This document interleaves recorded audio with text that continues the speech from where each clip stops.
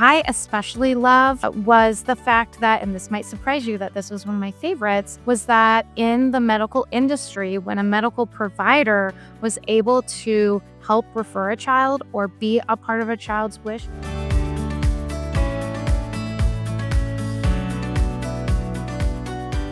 Welcome back to the Developing Doctor Podcast, the show where we explore how doctors, healthcare professionals, and helpers of all kinds can build meaningful, sustainable lives by using their hearts more, not less. I'm your host, Ben Reinking. I'm a pediatric cardiologist, physician coach, and someone who believes deeply that meaning in medicine and in life doesn't just come from what we do, but how we connect, how we serve, and how we show up for people during the hardest moments of their lives. And today's conversation is a powerful reminder of that truth. My guest today is someone I admire a lot, Sara Kurovski, who is the president and CEO of Make-A-Wish Iowa. In 2021, Sara made a pretty brave and bold career transition, and she did something that not many people do. She used her heart when she was making this career transition, and she stepped into a leadership role at Make-A-Wish Iowa. Since then, she has led the organization through really unprecedented record-breaking years, including the largest donation from the Jardine family in the organization's history, and growth and wish granting across the state. She spends much of her time traveling across Iowa,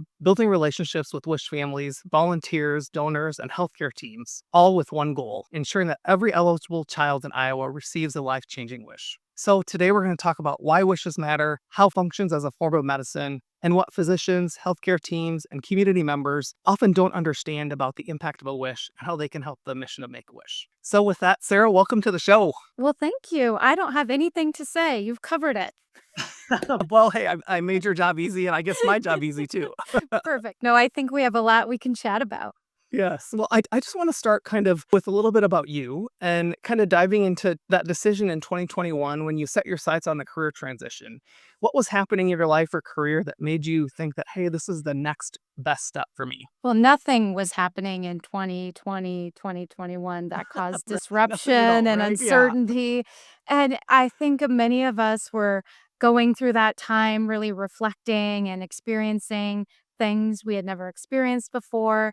And I had been thinking for a while about what am I here to do and what is this next step? And my mentors and even my manager around me were helping me think through it. And when this position opened up, it was like the stars aligned. Just my background and skills, and just seeing the opportunity to help elevate the mission and really fight hard for these kids. I just thought, what better opportunity than this? And there is no other. And I'm going to fight so hard to make sure that I'm their top choice. And it ended up working out. So that was really what was going on. And it has been, like I tell everyone, like I won the job lottery. I have never experienced a job like this.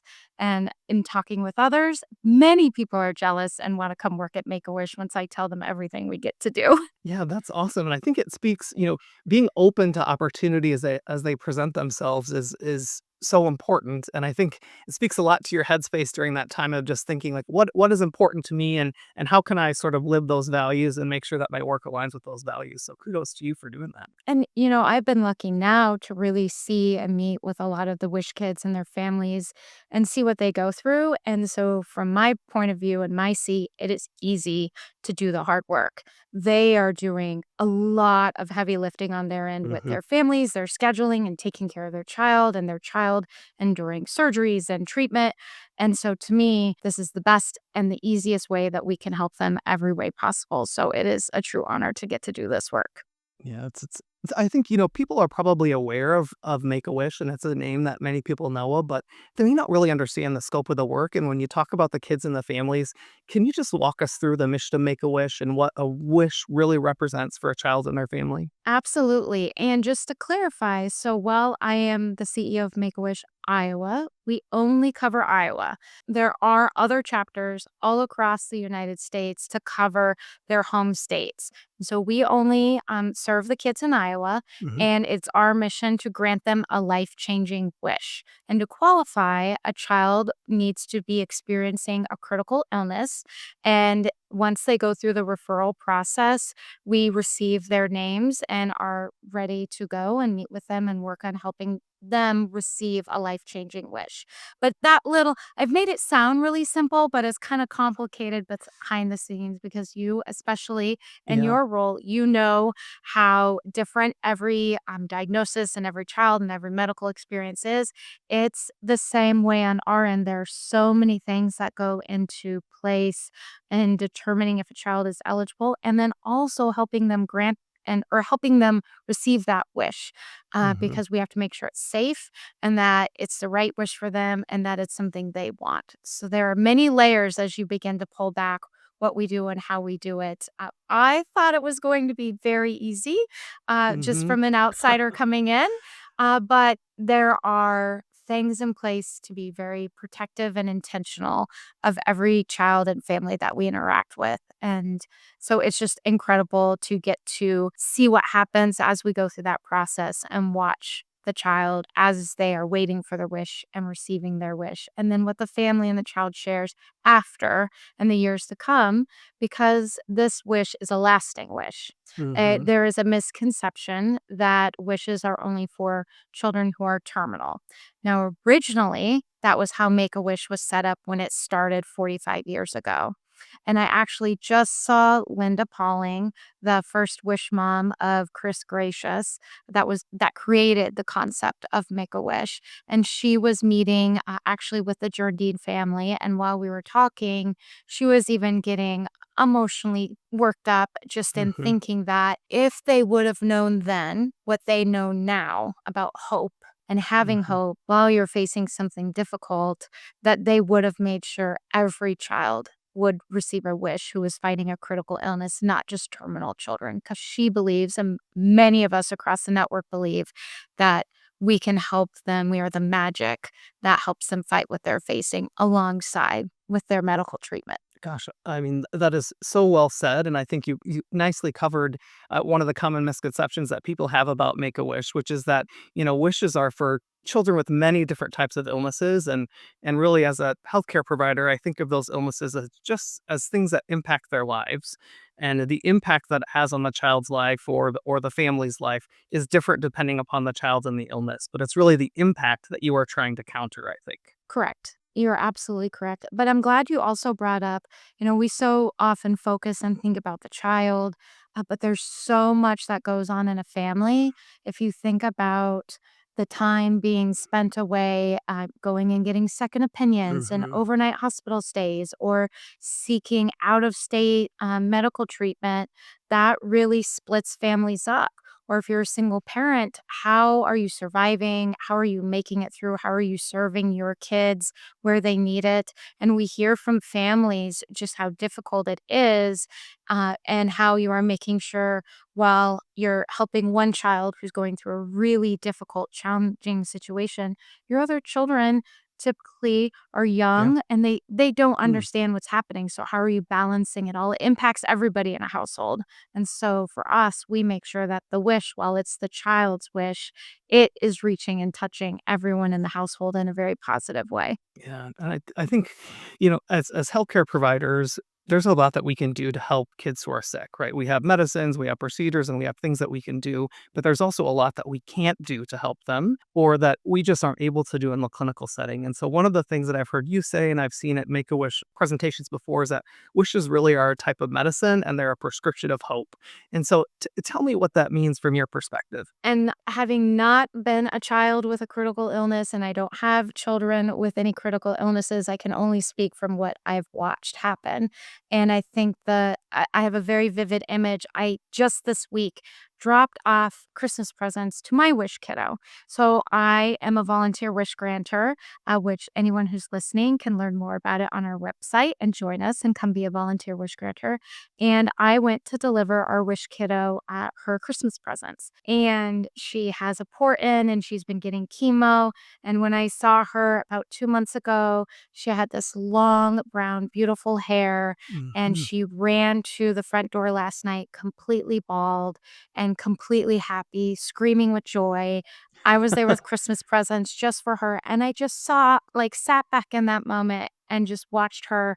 And it is incredible every single time I see a young child, an older child, any child going through a critical illness, and when we get to interact with them, how responsive they are to the wish and what it means to them and how it is impacting them. And it's like everything that they're facing, we would struggle with, especially as adults, knowing what Mhm, we're mhm. facing and the cost and the uncertainty.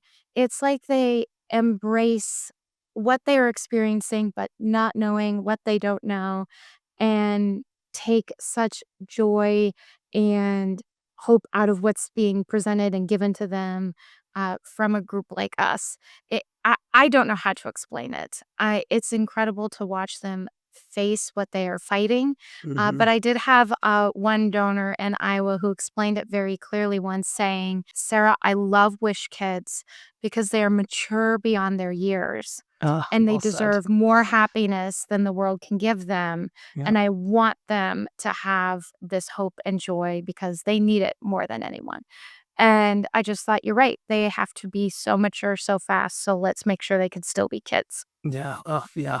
That's so true. They're frequently wise beyond their years. But, Yes. one of the things that comes up and that I've encountered, and actually encountered even as a provider, is sometimes people think about the wish as something the child receives. And so, like a shopping spree or a trip, and like, how does having a critical illness and, and getting something, those two things don't balance out. But what I like about the national organization Make a Wish and even the Iowa chapter is that they really looked at the impact of Wish and measuring the impacts, how wishes impact children and families and medical teams. Can you tell us a little bit more about that study and kind of that research that's been done? Yes. So Make a Wish America did perform a national study interviewing Wish family members, Wish children, doctors, teachers, hospitalists all across the United States, as long as they had interacted within the Make a Wish experience, and just wanted to see and understand how the wish was impacting the child and the family. And the results were overwhelming. One that I especially loved was the fact that, and this might surprise you that this was one of my favorites, was that in the medical industry, when a medical provider was able to help refer a child or be a part of a child's wish, they had higher quality of life and higher job satisfaction in their role. And That's amazing. Yeah. when Yeah. I was reading that, I thought, oh my gosh, coming out of like COVID and everything everyone's been facing, Yeah. how great that not only do we get to provide something to these children and families, but the medical providers who are involved and able to refer kids have higher job satisfaction. Like, who knew that that was going to come out of the survey? So that blew my mind. But it also told us that, when a child receives or is going to be receiving a wish, they obviously have something to look forward to. So they can be more Hmm. optimistic. They are hopeful. And we all know that when you have hope and something to look forward to, I explain it like, I know when that next vacation is on my calendar, right? Yes. Like, Yes. it's that Yes. positive thing to look forward to.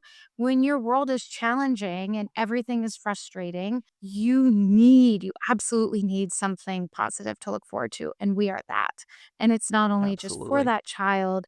Family members talk about the mental health impact, and that when you can have hope and Hmm. something positive to focus on, it helps the family heal, it helps the family function. We often hear, and this came out in the survey, that the children comply with the medical treatment better. We Yeah. have had Yeah. teachers say that the kids do better in school because the questions are no longer about, why are you sick? Why are you gone? What's this tube in your body? It's more about, wait, you're going to where? You're getting what? There's excitement even for the Uh-huh. child and for what the child has to talk about. And it's not just about a surgery or a critical illness. So we know it touches everyone who is impacted and involved with a wish, and just in ways we didn't expect before. And, it's hard to always put something tangible on the work that we do for wish kids to come back or parents to come back and say, we have been reminiscing about the days of treatment or when our child was going through X, and those days are fuzzy now, but Hmm. our wish day is crystal clear. And Absolutely. that Yeah. and so it's the moment, it's the memory, it's the experience, and then all the hope leading up to it that is just so essential for them to fight what they're facing. And that's really what the study articulates, which was just fantastic for all of us to get to see. Yeah, it is really, even on the clinical side, when we know that sometimes families, can't take their kids to grocery stores or they haven't celebrated a holiday together in, 6 months or a year, or longer. Just this opportunity to connect as a family and as a core unit is just so impactful in a way that people who get to do that all the time just can't grasp, I think. Right. Yep. And I will tell you, there is a misconception around shopping spree wishes, which I'm Mhm. glad you brought that up. It's not, I'm running through a store and filling a cart. We have them kind of categorized that way, but I have seen or experienced shopping spree wishes that are to buy like tools for a child who loves working on small Yeah. engines in his Yeah. garage, right? So the ability to tinker and focus. It is Mhm. about having a computer gaming system because again the isolation, the gaming system allows them to be social and interact with their friends and peers from home. There are many different ways that a shopping spree comes together, and that's really the role of the volunteer wish granter when they go into the home, is determine and help them figure out what is this wish and make sure it's positively impacting them. And so as you begin to peel back the layers of what's the why is this child thinking this way? How is this important? How is it meaningful? The wish granters help us bring all of that together. And so on the surface, we see a shopping spree, but at the core of it, we see this is how I can hang out with my friends from the Yeah. safety of my Yes. home. Yes. Yes. And again, even just something as simple as I get to go to the store, right? I get to do this and do something that other kids get to do all the time. Yeah. Yeah. Right, Yeah. right.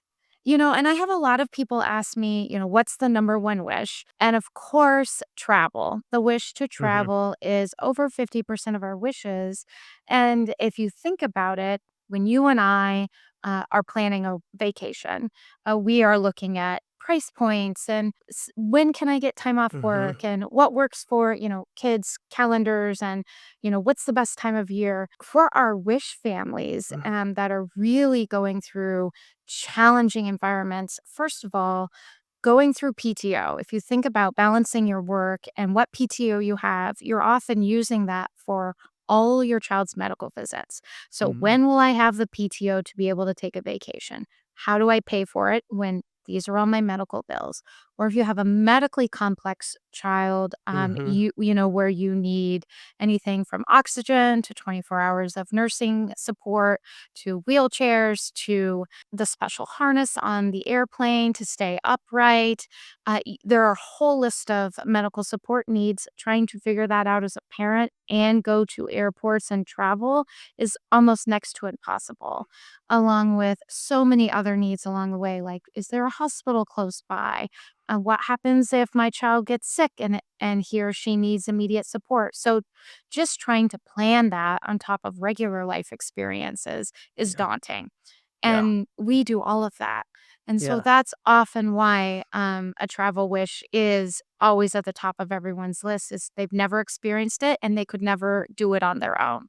And so we are just so lucky that we get to be that part of that life experience with them. Yeah, and I think that's a good time to give a shout out to the entire Make-A-Wish team because Oh, coordinating all of that, I mean, as a healthcare professional who's trained in a lot of this and to think about a lot of this, I find much of what you said overwhelming. And then to take people who really know medical background and to be able to figure all of this out and really become experts at it, it is just amazing. And my hat's off to the entire team there because I'm blown away by what they do. Oh, they are incredible. They know how to get a hot tub and concrete poured and a Yeah, background. They know how to get tree houses built. They know how to get people to all the airports and all the locations. It's incredible what they do, and they do not get enough praise. So thank you for celebrating the work that they do. They are absolutely fantastic. amazing. Yeah.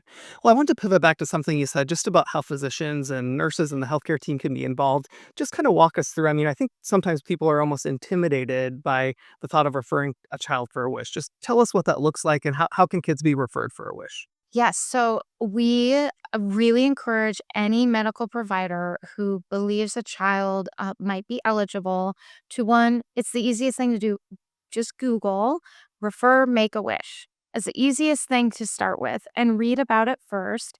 And then the second most important thing to know and understand is when parents are being asked or told that they would like to refer their child for a wish, there is such the misconception that it is only for terminal children that parents often can have a very visceral reaction to hearing that request. So it is important that if you're thinking of referring someone, that you're starting with, I don't know what you know about Make a Wish, but they grant life changing wishes for kids with critical illnesses. And I think your child might qualify. Would you be interested in talking through this and possibly getting referred to see if they could receive a wish? So it's just so important that you're Yes. explaining Yeah. what we do first. And then a parent can self refer, but it has to have the supporting documentation from the medical provider. So that's Mhm. why we really encourage the medical providers to submit on behalf of the kiddos. And while we do love our specialists like you out there, you Yeah. don't have to be the specialist. Yeah. You Yeah. can be the pediatric doctor in the family clinic. Mhm. And honestly, we really like it if the family doctors are referring the kiddos because they see them the most. Or Yes. if they Yes. suddenly have a cold or a fever or get admitted, that family doctor often knows first before anyone else. Mhm. And that's where it really becomes helpful to us. If something really changes quickly, then we already have a direct line of communication with their family doctor. And then, of course, we can work with the specialty doctor as we need more information.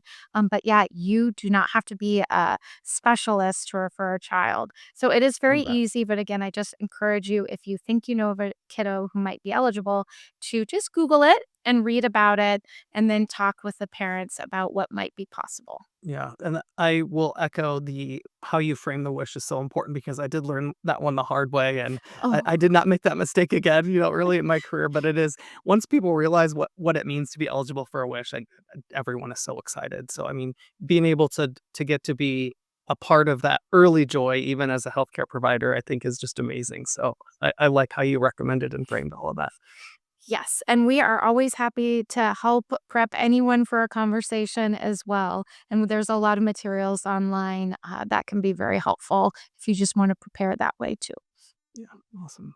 Well, I wanted to talk a little bit about the Wish Kids in Iowa. So I think I've learned that there are 263, 265 eligible kids, it's estimated each year. And how many are we reaching as an organization in Iowa? And what can we do to reach every child who's eligible for a wish? Yes, so you are referring to the incidence and prevalence data that was Yes. brand new this last year. So we are one excited to know how many kids in the state we really need to be seeking and finding. And you are correct, it's 263 kids that are eligible in Iowa every single year. We're Hmm. not finding all of them yet. Hmm. And so we are working really hard on our partnerships and outreach while also raising the funds at the same time because we have just under 300 kids in Iowa waiting for a wish today. And so we need to, as a team, have this careful balance of getting the wishes granted and having the wishes come in as eligible at the same time. You don't want to have 400, 500, 600 kids waiting for a wish because it's going to just take longer. It Hmm. reduces the quality in terms of like just their timeline for waiting. So I'm excited to say and share that our board of directors helped us pass a 5-year strategic plan that helps us really work on making sure we're doing both.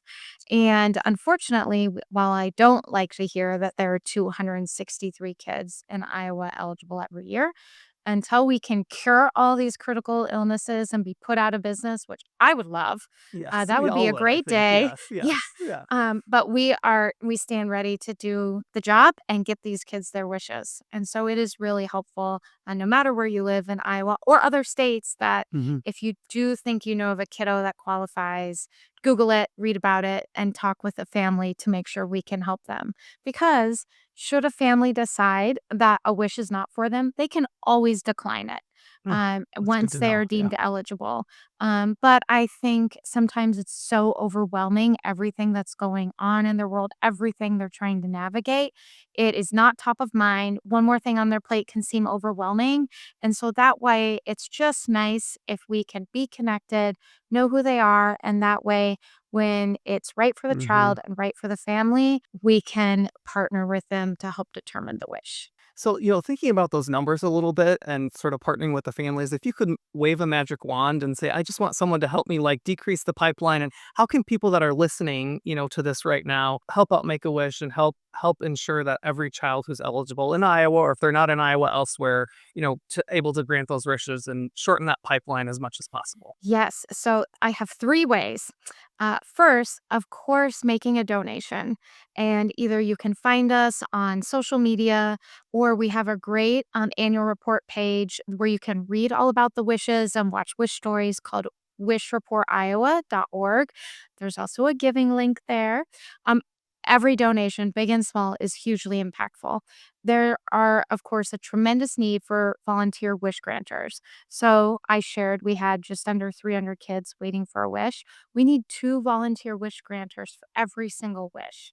So you Oh, know what that yeah. number is, Yes, and they're yes. all across the state of Iowa. Right now, I the last time I checked, we are touching 88 of our 99 counties. So we have Love it. kids waiting in every corner of the state. So please read about and watch our video about how to be a volunteer and what that means, and consider signing up and joining us to be a volunteer wish granter. And something as simple as my third item, resharing the wish story videos online, helping to Uh, spread yeah. the information and share the stories. We have a great story. One I'd like to just quickly talk about is Gideon's wish. Hmm. He wished to meet an orchestra. And he's from Western Iowa, and it was not to watch them perform. He wanted to meet them and talk to them and ask them what car they drive and how much does their instrument weigh and can he Wow. touch the instrument?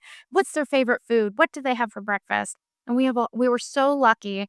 He wanted something small and intimate, and we brought him and his family to Des Moines, and he had the time of his life. And you can watch it on our YouTube page. Just go to YouTube and type in Make a Wish Iowa, and you'll see Gideon's wish. Now, that's a very special wish story because we got to follow him on his wish journey, and you will love it. Mm, And yeah. I think the more we can help share and explain and tell the stories about these wishes, it really helps bring people into the mission and closer and decide how they want to play their part. Is it through a donation or is it being a volunteer?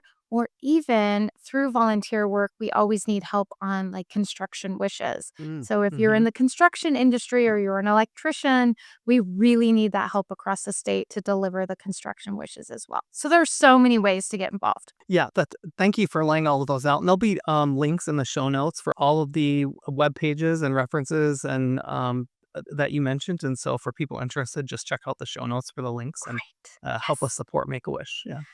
Yes. So I wanted to pivot a little bit, and you mentioned this earlier, but one of the missions of the Developing Doctor in this podcast is really to just inspire physicians and healthcare providers, and really anyone who just feels a little bit disconnected or burned out, and sort of hits that point in their life or their career, like, how did I get here, and what's next? So, how do you think that volunteering or maybe getting out of your comfort zone can help people with that?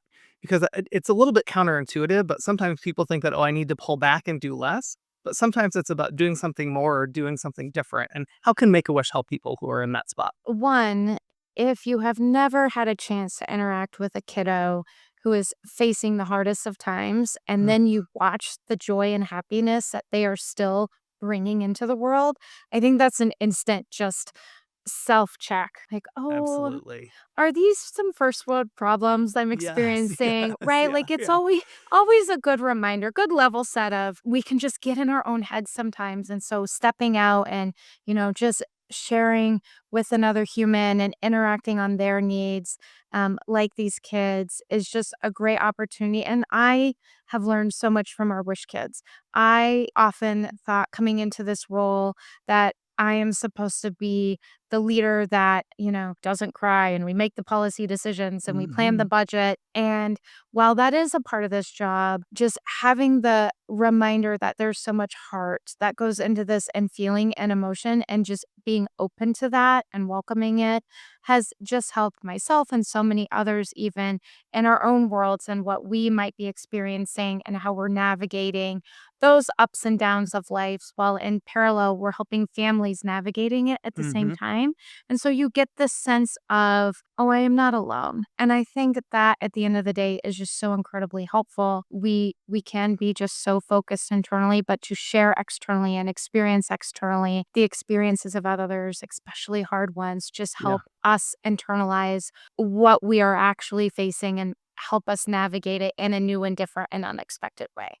Until you reach out and participate, it's hard to explain. But I think anyone who's really having that internal struggle, where am I at? Where am I going? Find a volunteer outlet just for a new change your routine. Just changing that routine, changing that experience, changing the viewpoint through volunteering, I think can be incredibly just impactful and self-reflective in a way that we just often don't think about, but can absolutely help when we're experiencing those moments in life. Very well said. I have nothing else to add to that, actually. That was amazing. Yeah. Well, it is an honor to get to help these kids. Yeah. I am just always reminded that my problems are not that hard, Mhm. and it is good to have that reminder in your face. It just is. Absolutely. I wanted to talk a little bit too, sort of about what you've learned as a leader. And so, one of the struggles that I think physicians face, and I suspect it's in other fields too. Whether you're a lawyer or a teacher, you go through this training and you think that my skill set is only designed for this one specific path. And sort of, what have you learned about your skill set that you have that maybe surprised you, or what skills have you developed on your journey that you think, wow, I'm really proud I had this experience and this is what I've learned from it? That might be a That's whole a hard different one. podcast. Yeah, yeah, Yeah. yeah. I was lucky in my career early on to experience really hard things. Just serving in my community, navigating a community disaster, just really hard, impactful moments and recovery and interacting with team members who lost spouses and or had their homes lost. And so I think that Mm, one of the things that really prepared me in this role was having really hard experiences before coming here, because it offers perspective and you can see the arc of grief, the arc of disaster and recovery, and you know that it will end. And I think mhm. until you have had the opportunity to really go through something traumatic and hard and challenging, you can't mentally prepare yourself for here's what comes next in this process. And as a leader, then how am I translating this and or helping my team to Yeah. move into those next steps and make sure they know they will get to those next steps. And so I know that helped me tremendously here because we do have a lot of hard conversations and we do have kids who pass away every once in a Mhm. while, and that's hard. And Yep. we have to be, as leaders, in a position to be able to help those who've never been through it before understand that it is hard, it is emotional, and that's okay. And you are going to come through this. But I Mhm. think, and I'm thankful that this has become such a positive supporting topic in every working area, Yeah. Agreed. is just around the mental health. Yeah. And Yeah. internally here, we really talk about, are you able to make the right decisions today? And if your mental health is in a spot where you're not performing your best work and Mhm. your decision making is not going to be strong, don't fight it.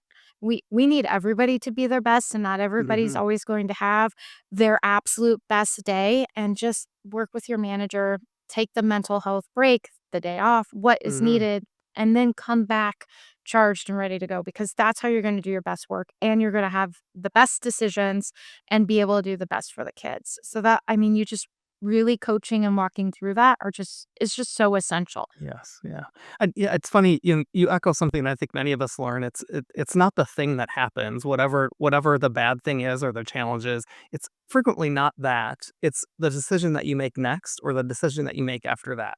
And so it's sort of your response. And even if it's delayed and you're not sure what to do, it really is sort of the next step, I think, that really defines the event. Right. I saw a quote actually just this week. A friend sent it to me, and I thought, oh, I need to frame that. But it said, reminder, you have already achieved all the hardest days you've had in your life and moved on to the next. And Oh, I was that like, is great. Yeah. oh my gosh, it's so simple and so true. And we just learn from them. But you are right. What is that next decision? That's so important. Mhm. Well, as we kind of start to wrap up here, there's one question that I like to ask everyone, and which is, what's one thing that you're just looking forward to in the coming weeks to months that is on your list of like, this is going to get me through this next day or next week. Oh, yeah. Are you gonna share yours? Am I gonna share mine? Yeah, I mean, we can both share ours. Yeah, yeah. Yeah. Do you wanna go first? Well, I think as you know, we have a grandbaby who's now almost 2 months old. So, but we have baby number two on the way in February. So, grandbaby number two on the way in February. So, I think mine is very family centric and just carving out those moments for weekends away and weeks away where we get to cuddle the grandkids and just spoil and not have to worry about anything else. Oh, I love that. And, for me, our 2 boys, they're in such a unique growth and experience phase, being Hmm. 14 and 13 right now. We have, holidays coming up and then football practices and teenage activity gatherings, and every time they come home, they have a new story to tell or a new experience, and it is so fun right now, and, Yes. like, it Yeah. is I cannot wait for the moments when we're at home or in the weekend and they're telling me what they've learned or what they had this experience. Like, they're just such little, just nuggets that they give me, and it as boys, getting those out of them, you have to wait for Right. the right Right. moment in time. Yeah. So I, like, always stand ready to wait for those, but, of course, vacation coming up, that's always a big one, but I just cherish these little just personality transitions and learnings that are happening because it is just so fun to watch right now and just waiting to see who they turn into. Yeah, it's funny, but every phase I think of watching a child grow is like, oh, this is the best. This is the best part, and then you get to the next phase, and you're like, oh wait, no, this is the best part, and so yeah, there's something special though about those preteen and teen years that as a parent is fun to watch. Yeah, special. That's perfect description. Perfect word. Not always easy, but special. Yeah, yeah. Right. Yes. Yes. Well, thank you so much for taking the time, for this conversation, but also for how you lead, and I think how you reminded everyone that hope isn't abstract; it's something that's actionable and that we can build in our lives intentionally. And so, for our listeners, we'll include again in the links or in the show notes links to Make a Wish and how you can support Make a Wish. We'll include links to the YouTube channel, information on how clinicians and all community members can get involved and support Make a Wish Iowa or Make a Wish America or wherever you are. It's a great organization to support. So, any last comments, Sarah? No, just thank you for joining or having me join you today. And thank you for what you do for Wish Kids. We couldn't do this work without you. So thank you so much. Oh, I think I'm thankful for the opportunity. So, if this episode resonated with you, please share it with a colleague, a trainee, or a friend who just needs a reminder that what we do still matters and that sometimes the most powerful medicine we offer is hope. Until next time, use your heart more, not less.